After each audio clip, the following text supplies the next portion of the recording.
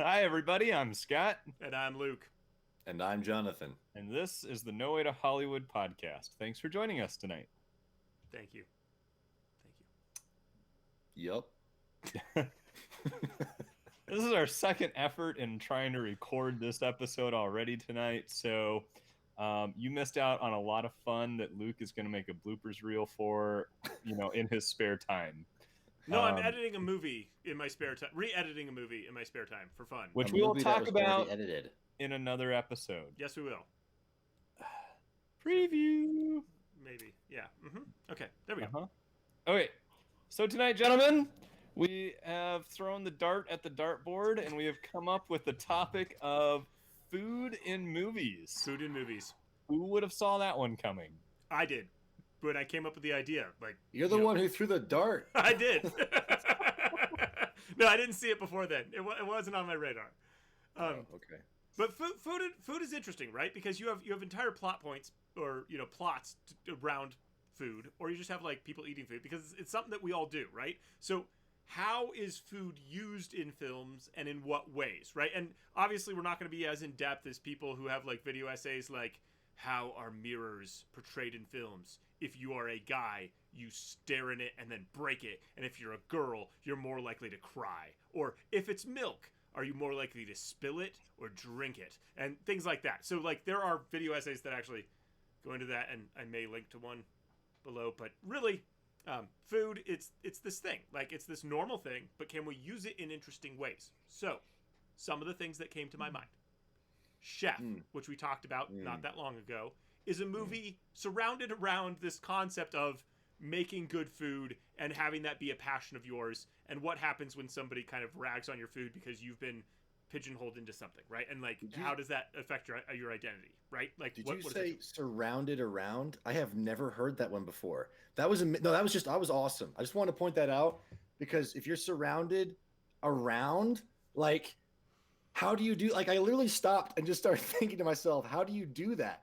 How do you surround around like sorry, I just This is not scripted. I'm just saying things. I want everyone to know we don't script this reality TV, which isn't a reality TV show. It's a podcast, but we don't script nothing. And you can tell for better and for worse. This is the real deal. If someone's brilliant, they didn't write that beforehand. They wrote it out of their heart right then. And So, the rest chef. of the time, it's because that's how our brains really work. So, Luke, Okay, so on the how other often, end, right? Luke, how often, You have how little often things. do we?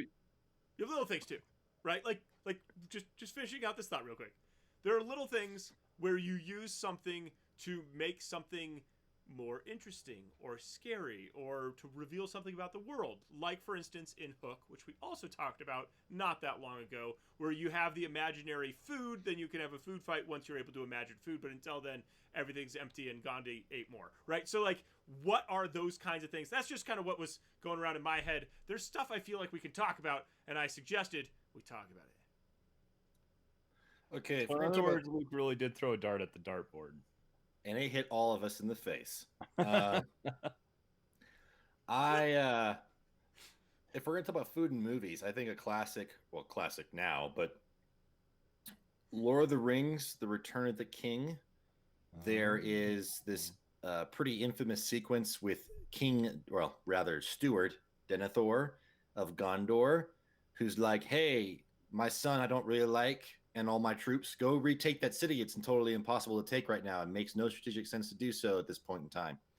And he makes them all go and do that. And so you cross cut them charging with, I believe it's Pippin, who is singing a song because he wants him to sing a song while he eats his lunch. And we have lots of close ups of him eating his lunch, and you hate him because of it.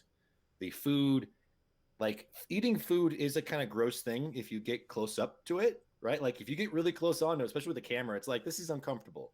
It's gross. I don't like it. I mean, just look at Scott right now. I'm grossed out.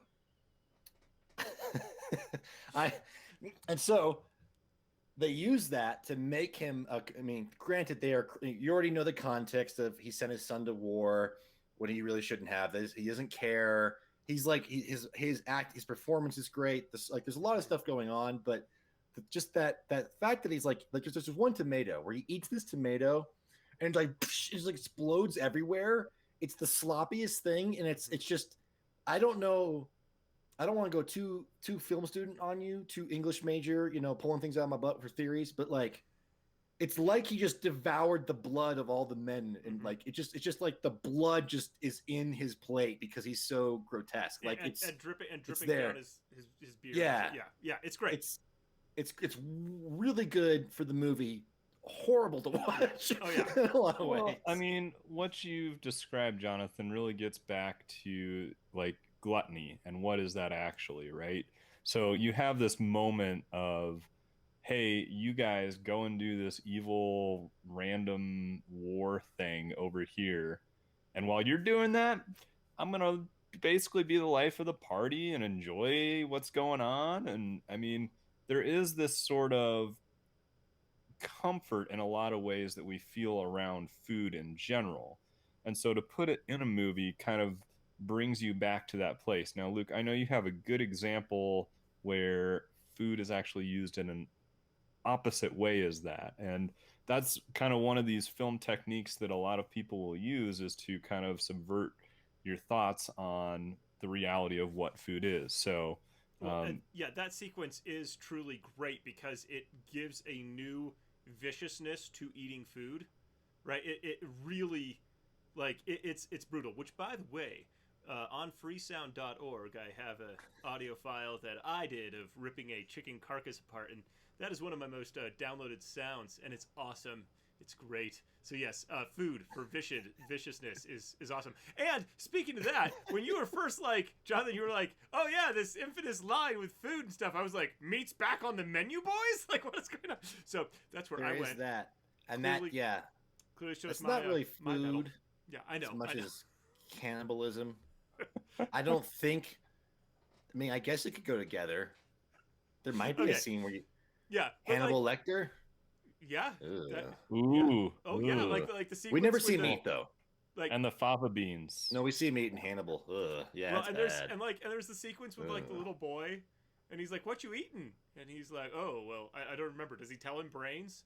And then he's like, "Well, my mother told me to always try anything." He's like, "You good boy," and he like gives him a bite or whatever like that. Yeah, that's in one of them. Yeah. That's in one of them.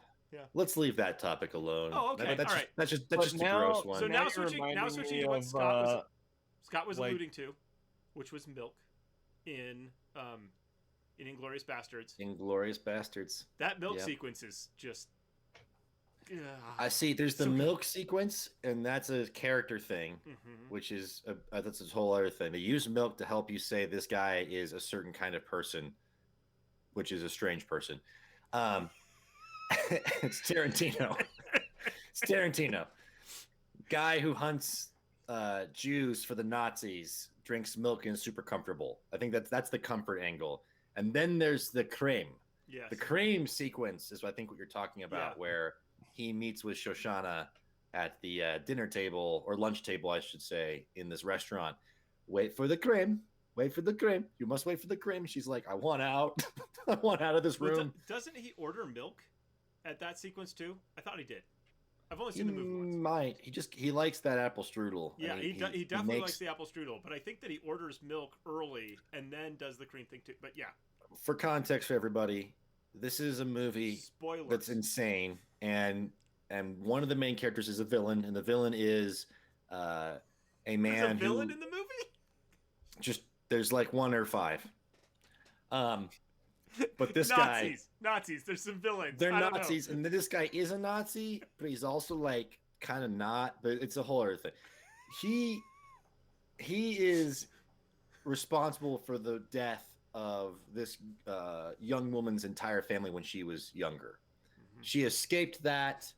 He kind of let her live, and he is not aware that he is sitting at a table with her because she's grown up. Is he? Or is he? And she is very much aware that he is the man that murdered her entire family. And when he murdered her entire family, the lead up to that was him sitting at a table, drinking milk and talking and smoking a pipe and talking to a guy about how he was going to give up the Jews that he was hiding. And then this scene is a bunch of Nazis at a dinner table, and they don't know, one Jewish woman who's like, I want out of this situation so bad. Um, and they use food again, like you're saying, they use food to wrap up the tension because he had milk. He always gets milk, so he had milk again. So like, is he on to her? Because the whole thing was he didn't think he was on to anybody, but he totally is aware of what's going on. And so doing that again, but also this, he orders apple strudel for her, and then they bring the apple strudel and she's trying to eat it so she can just get done and be out. And he's like, wait for the cream. So like he keeps extending the tension with the waiting for food. Like there's a whole thing there, guys. Right. And it's pretty good. And Tarantino, like his thing is, what I like to do is take tension and just see how far I can stretch it. I just keep stretching it as much as I can. Like there's a great interview or something with him on that where he's just like, just keep going. Just how far can I stretch it before it breaks? You know, like that's his thing, and he's good at it. Okay, Scott, food for you. Food for me. What? I mean, I like eating it.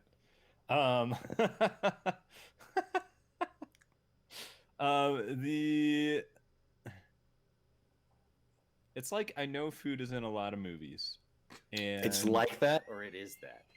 well, on the one hand, the first example that pops to mind is something like Hook in the food fight, Sure. or Problem Child 2 and the food fight that they have there. Don't even know what you're talking about. Yeah, me neither. What? Okay.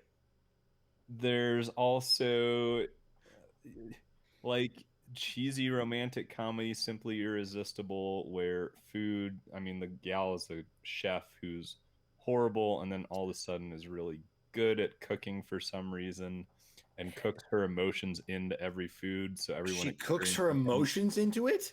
Yes. She takes her emotions out and cooks them in? Inside Like, out. Baked. When people eat the food that she cooks, they feel the emotions that she experienced when she was making the food. What is this movie? Simply Irresistible. Is it fun? It is a fun rom-com. I might watch that. Really cheesy though. I mean, really cheesy. I can handle cheese. Okay. Yeah, especially Not in a true. movie when it's used as food in the film. Good, nice, good one. Good one, Luke. No, okay. This is making me think of Pushing Daisies, right? Where he's a pie maker, but like really the thing isn't about food; it's about being able to bring things back from the dead. But that's beside the point. Another use of food that when you brought up rom-com, my mind went here, which it's more of a like I know it more from pop culture than not, which is this idea of I don't even know which movie it is. It's like 9.5 weekdays, some sort of time. The point is, well, I may not have the title right at all.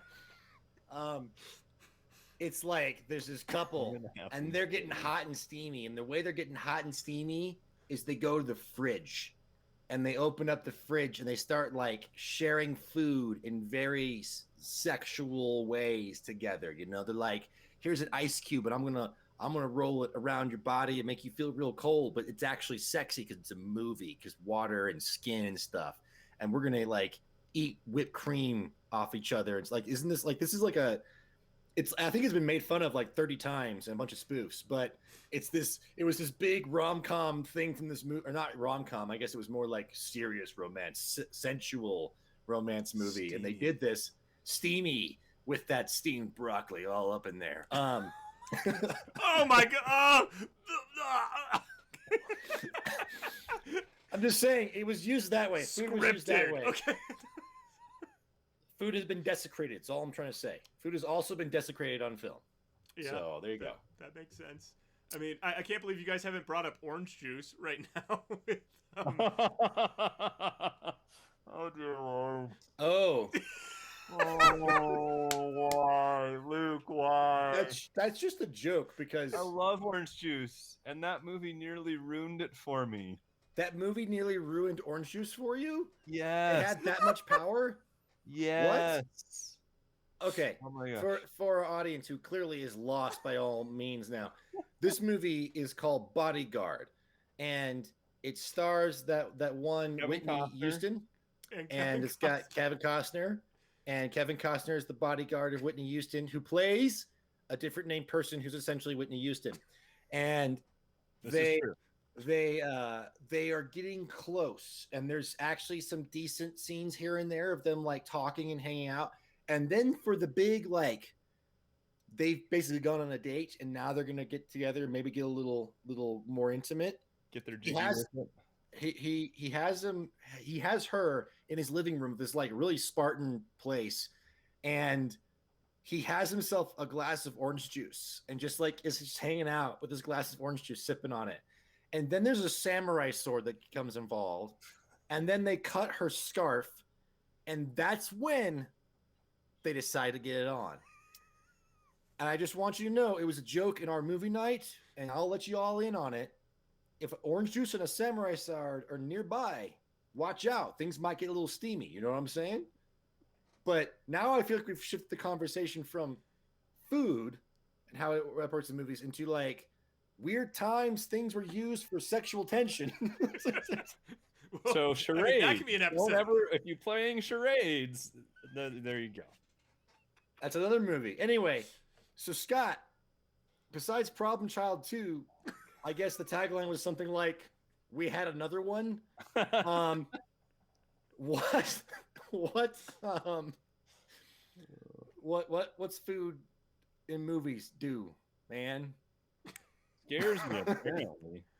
I do think it's something that you can use to kind of set the world too. So, for instance, even before we started filming, I mentioned blue milk in Star Wars, right?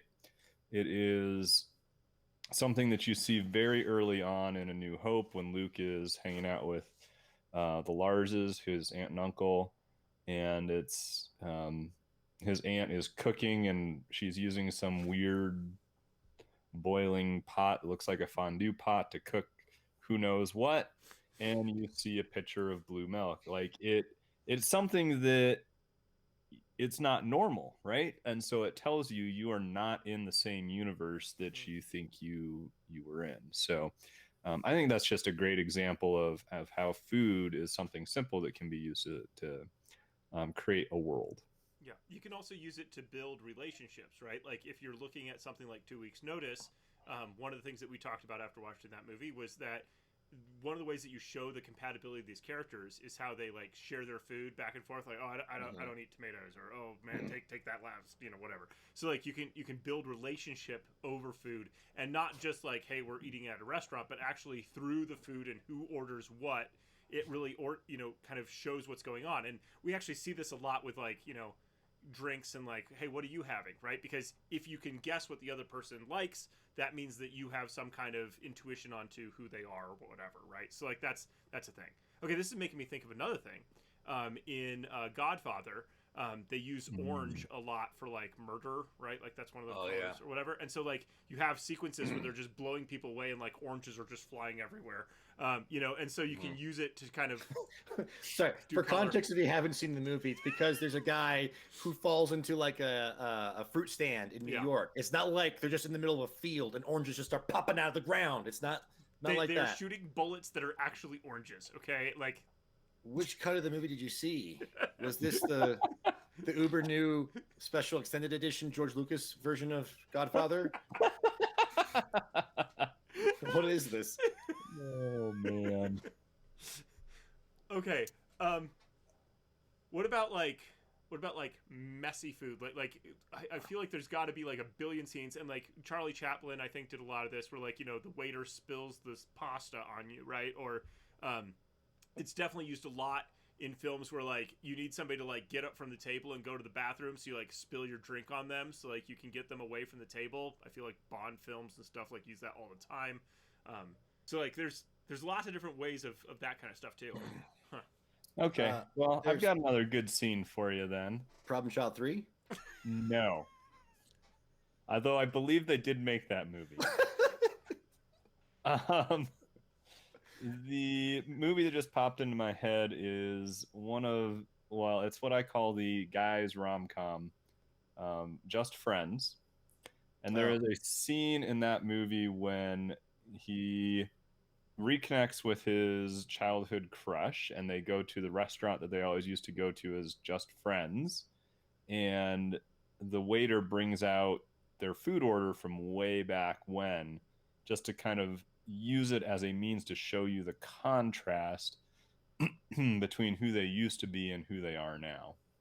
So it's really funny. And there's a moment when the girl ends up like basically making fun of him by eating his food in a very weirdly gross but seductive way.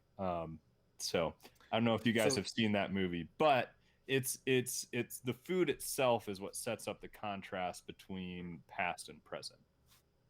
So that Denethor scene in Lord of the Rings meets that sexy scene from the movie I can't remember, smashed together in that Just Friends scene.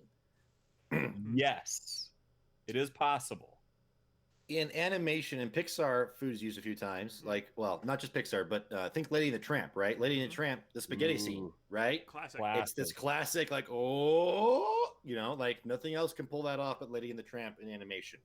You try to do it with two real people, it's going to be the stupidest thing. It's going to be the stupidest thing. You got to have a really long, really, I can't do it on the screen. Really long piece of here, we'll help you. Ready? Really long. Really long. No, Scott, you got. No, Jonathan and I are doing it for you. Yeah, there you go. Okay. You see what? Well, I guess it depends. I guess you're recording your screen. You guys do it. We tried. What are you talking about?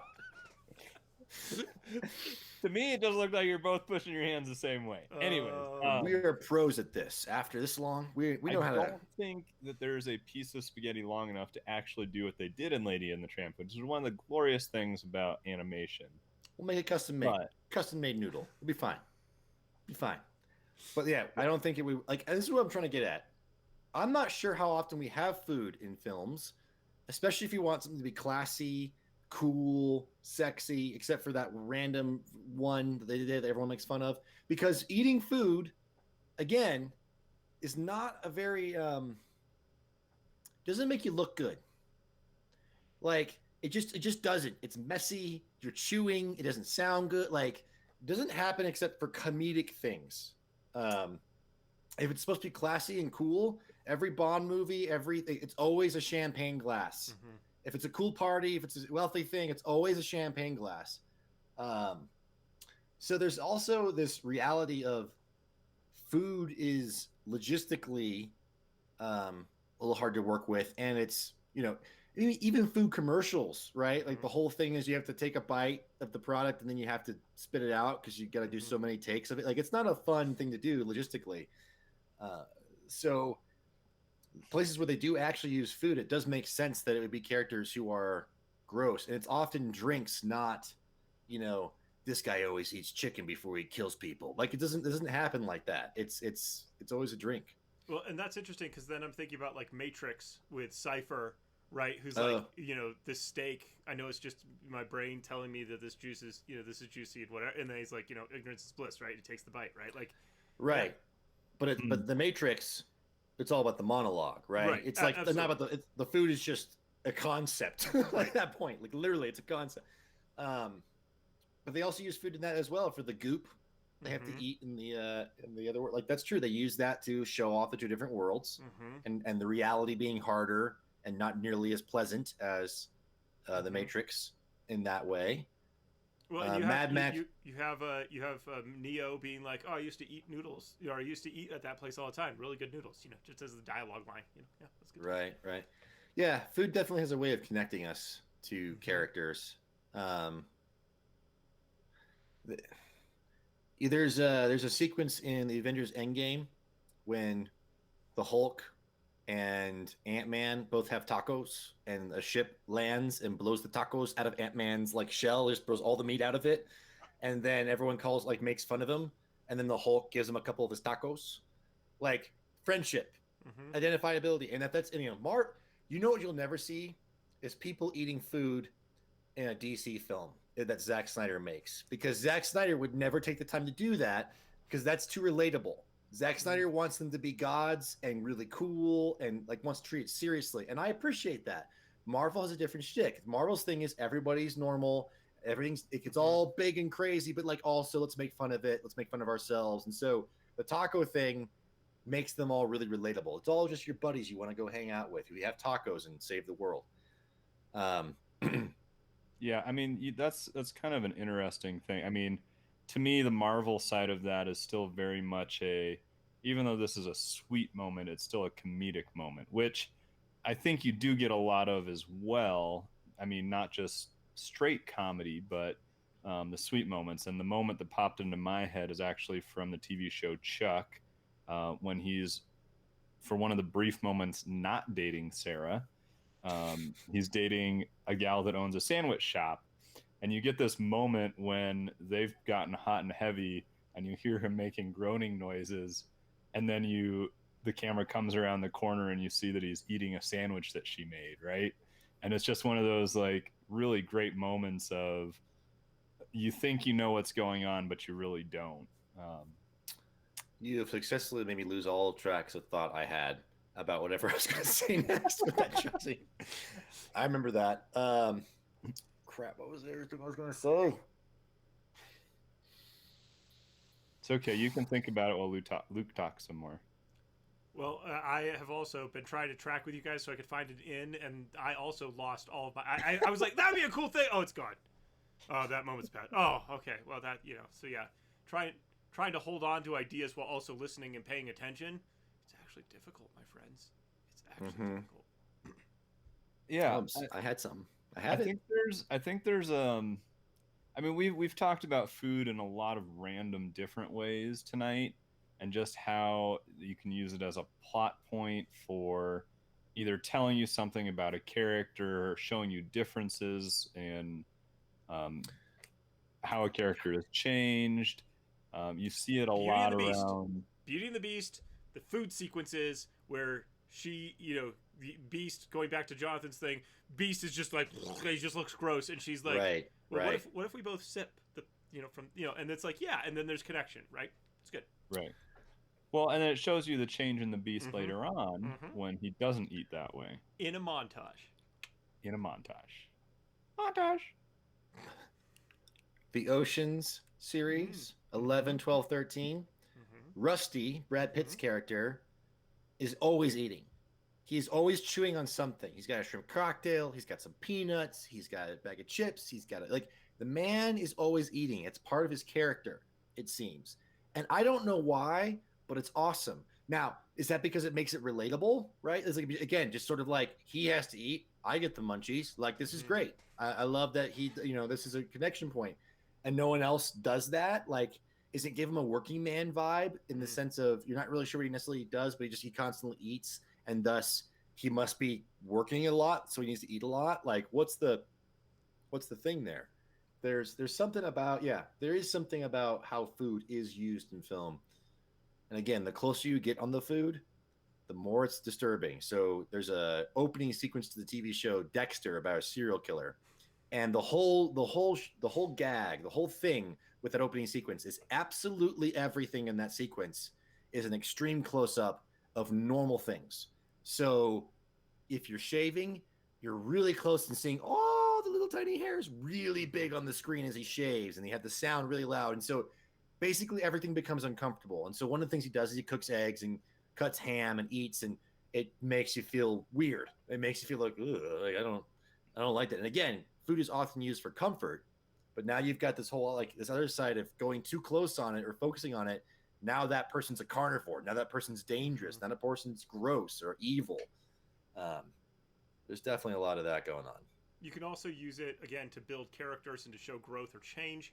You've got Kill Bill with her learning how to use chopsticks, right? And so it's like, what do you eat and how do you eat it? Are you refined or not? And where are you on the spectrum of skills and that kind of stuff? That's another thing that's out there. But yes, being uncomfortably close to something. And I believe that the Dexter opening also kind of makes you feel like you're like watching somebody blend up blood. Like, it's pretty. Because if you know the context of what the show's about, you start to think about things that you maybe wouldn't if you were just watching it. So there's also a contextual nature to it. I mean, let's not forget how many times do they do the gross out eat something and especially in a gross out comedy, right? Shouldn't have eaten that, or that's this really specific part of an animal you don't want to eat, and you put it in the food and you ate it anyway.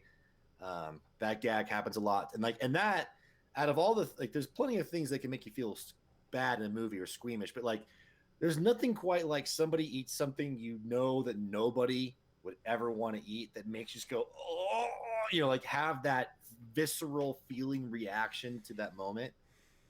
Yeah, that's definitely a thing. That is a thing. Well, I feel like they kind of do that really well in 7. Indiana Jones and the Temple of Doom, right? Oh yeah, that too. I hate that I hate that sequence. It bothers me on a deep level. All the little things they do in that food sequence, like it's supposed to be goofy and kind of fun, and I watch it, and as a kid I didn't like it, and maybe it scarred me so much that as an adult I can't get over it, because I'm like, this is just, I feel gross. I feel completely gross from all the things that you just showed me. And yeah, not lots of gross evil things can happen in a movie. I'm sure if I was in anywhere close to that in some sort of real life situation, I would feel gross, but nothing makes you feel gross quite like food being wrong in a movie. The visuals of it, right? Because we're always being sold food. We're always being sold food in a commercial. Look how good it looks. The sight side of it. Of course, food is largely smell as well, and obviously taste. But after that, it's visuals and then hearing. You might like the sizzle sound, but really seeing that thing put together, you're like, it's going to be so good. I can tell it looks so good. But then you mess with it. And you did the Temple of Doom thing, and it's just, I hate it. I hate it. Well, okay. How about Minority Report right after his eye surgery? That also makes you feel a little something, a little squeamish. Oh yeah. Oh yeah. Yeah, well, okay, and yeah, definitely when I first saw Minority Report, it definitely made me feel like, but then this time, like most recently when I watched it, like, I don't know, the craft of it was so obvious to me that it pulled me out of the sequence instead of drawing me into it. Because I was just like, oh, you're just wasting my time here, just trying to make me feel a certain way, and I don't like feeling like you're manipulating me. You're trying to manipulate me. Leave me alone. I don't know. It wasn't subtle enough. It wasn't reasonable enough to make sense for me.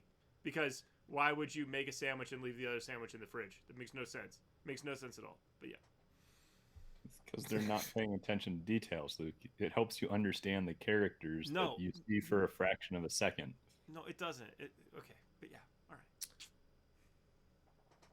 What? And this is a little bit of a stretch, but there's also something about how people eat food that's beyond just like if they're ravenous and it's close up or what. Like there's something about like Old Man or Scared Man or like, okay, Groundhog Day. Food happens a lot in Groundhog Day. There's the part where he doesn't give no craps no more about anything. And he's telling Rita about how he's basically a god and he doesn't understand. And she's like, so you're telling me you're telling me that you think you're a god, and he just has all these sweets and foods in front of him, and he's just shoving things into his mouth because he does not care anymore. He just does not care, and it communicates it so well. Yeah. But the thing is, also later on in the movie, with the homeless guy that he always ignores and then tries to take care of, he constantly buys that guy food, and even the way that guy eats the food, like it's a bowl of soup. Right, which indicates something. It's nurturing. It's trying to bring warmth. It's trying to heal. Right, soup in that way means healing. And he's, he's an older guy, and he's reaching over his bowl, and just like even just the way he eats his soup is sort of innocent. Like all of that performance and choice, like lots of choices, but they're using the food for something. They use food where he figures out her favorite ice cream, and that's a big moment where she's like, "How do you know my favorite ice cream?" There's the like he's always buying. There's beer that they walk in for a sequence over and over again. There's a guy who almost chokes to death on food. Now that I think about it, Groundhog Day has just got food everywhere in that film. True. That's interesting. Yeah. Well, see, that reminded me of some of the more like, even just like classic restaurant scenes, I would say. So, for instance, the exact scene that came to mind is When Harry Met Sally, and they're in the restaurant talking about hmm, sex Orgasms, and yeah, orgasm specifically. female orgasms specifically, Yes, and yeah. how you know if they're faking it, Or can you tell? or can you tell? Yes. And Yes, apparently infamous you scene. can't. And Meg Ryan does such a great performance that I believe it was what the director's mother that turns around and says the line, "I'll have what she's having." Yes, that's a very good joke. It's a That very is, good joke. that is a great moment. Less to do with food though. What do we know? Because I'm ordering that food. It doesn't have to do with the food. Oh, um, but yeah, they use that. In that there's a okay. So in that same movie, when they have their first meeting and they're road tripping across the country, and you keep finding out about how much Harry and Sally just do not mesh, how much they keep having contradictions. He's eating seeds. He's always chewing on seeds and stuff, or maybe it's gum, but I think it's like seeds or something he's chewing on. And he turns to the window and spits to spit it out the window, and it's just the window's closed. And he didn't know. And so it just comes back on him. He's like, yeah, like it's just that is a great moment. using it for physical comedy in that way, playing around and yeah. That makes me think of Ace Ventura, right? Where like he's eating the seeds and just sticking them on the desk. She's like, "Do you need an ashtray?" And he's like, "No, smoking. That's a disgusting habit." He's just like, yeah, okay. Yeah, there's a lot of food that goes down in films. Yes, they eat it. Like, and there's always the like, the desperation. You have to eat this maggoty bread because you're so down and out. You don't have anything anymore, so now you're stuck with this, or the orcs are evil, so they gave you maggoty bread. They don't care. They don't care about you at all. Welcome to prison. Or you get lambus bread from those elves because they love you, but they didn't tell you that you shouldn't have eaten 4 of them. Yeah. What about second breakfast? Yeah, it's true. The bacon egg.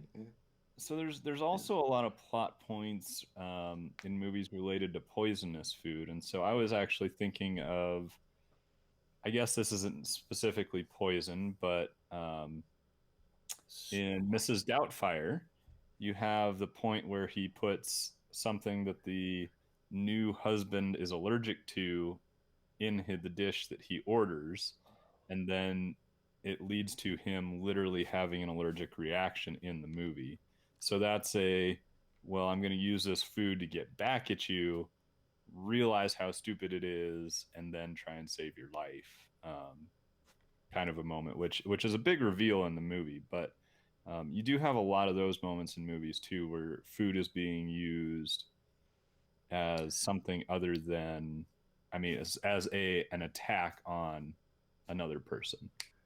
There's 2 things. I mean, when you talk about poison in food, there's Snow White and the Seven Dwarfs animated film, obviously, and the poison apple. And you put it into the poison, and it looks like the worst thing in the world. It looks so gross. But then she brings it up to Snow White. It's the most pretty, perfect apple. You just happen to know it will kill you.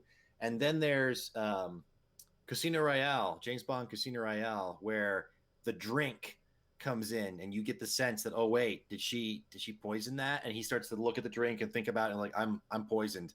And that starts in a pretty fun little can I get around this? And then again, gag reflex stuff. I'm gonna take this salt shaker and I'm gonna fill it with this glass of water, dump all the salt in it. I'm gonna chug it so that I vomit in hopes that I can get the poison out of me. And watching, you're like, oh, just. Ugh. Well, you also have antitrust, where like they've set up that he's allergic to seeds, and then like, is there did this girl put seeds in this to kill me? Like, is that happening? And the tension just ratcheting up. Like, that's great. There's some good stuff that you can do. That's a good point. You can also, when you're talking about poison and going Disney, you can do Emperor's New Groove. The poison's great. That's funny stuff. Oh yes, Cusco's poison. Poison specifically chosen for Cusco. That poison. Yeah. Movie's so good. Movie's so good. I mean, there's also, how far we want to go with this? There's Last of the Mohicans, and it's Like, so animals, right? man. Butchering animals or hunting animals, that kind of thing. That can be used for different. Eating a bear liver, in that Revenant movie. Okay, yeah, sorry. Yeah, and if I ate one, I'd also win an Oscar because I would vomit. Yeah. Yeah, it's great honest trailer joke. But yeah, hunting for food, butchering things. Like, I mean, how many times is it the butcher is so scary, or like the butcher, you just have racks of meat hanging somewhere. Everyone's like, oh no. And Rocket's like, take one of these and punch it. Just punch it till your fists get good. And in other movies, it's like, don't go in the meat cleaver place. It's bad news, right? This guy is bad. He butchers things. When in reality, we all love butchered meat. Like, we all love it. We use it all the time. Hey, Except vegans, for thanks for watching. We appreciate vegans, you. vegetarians, vegans. If you feel offended, just go ahead and watch Scott Pilgrim versus the World, where food matters, but you don't really watch it as much as you know. Apparently, a certain diet gives you superpowers, so there's that. Gelato isn't there. Eggs and milk. Yeah. I was going to, and I thought about it really hard. Yeah.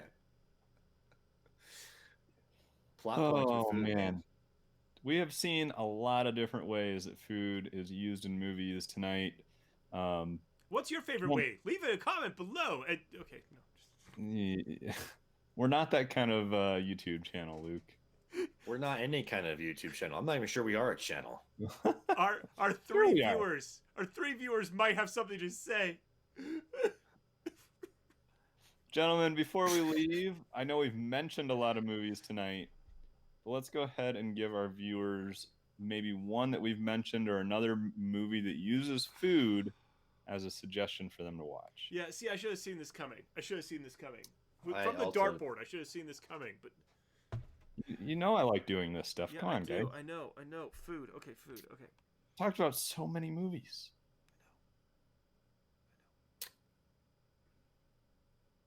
Okay, go Spaceballs just for Pizza the Hut. There you go. Oh,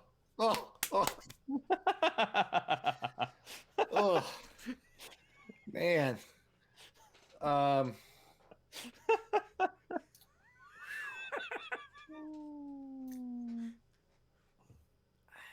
You know, I feel like there's got to be a better scene. Okay. National Lampoon's Christmas Vacation. Because there's this whole bit about the turkey and cooking the turkey and getting the turkey to be the right place. And there's a gag with that. Or Dances with Wolves, when there's Tutanka, you have to eat the raw bison because you got to get in with the Native Americans. You gotta bond with them. So eat the bison, you know? There's several, but I got nothing that's really like, I feel like there should be an entire movie that's all about food. And that's the one I should have chosen. Like, but I can't think. Shut your mouth right now. We already brought that. Yes, I have brought up a lot of romantic comedies that have interesting food scenes in them tonight. So I'm going to go with horror and mention 7. Okay. Dude. No, man. Don't do it. Woo! Don't Good do movie, it. though, if you can stand really disturbing things. So, there you go. You know, there's 3 movies that I want to mention, but I think in our discussion of When Harry Met Sally, I have to go with that as my recommendation for tonight. So please go. There's multiple moments in that movie where food is involved in some way, shape, or form. Not necessarily appropriate for children. Correct. And you should just go enjoy that really classic romantic comedy. It's one of my favorites. Well, thank you all for joining us. We hope that you get to go eat food right now, and we'll catch you again next time. You know, I'm going to have some ice cream. Thanks for joining us for Movie Food Association Night. I like Association Night. We should do this more often.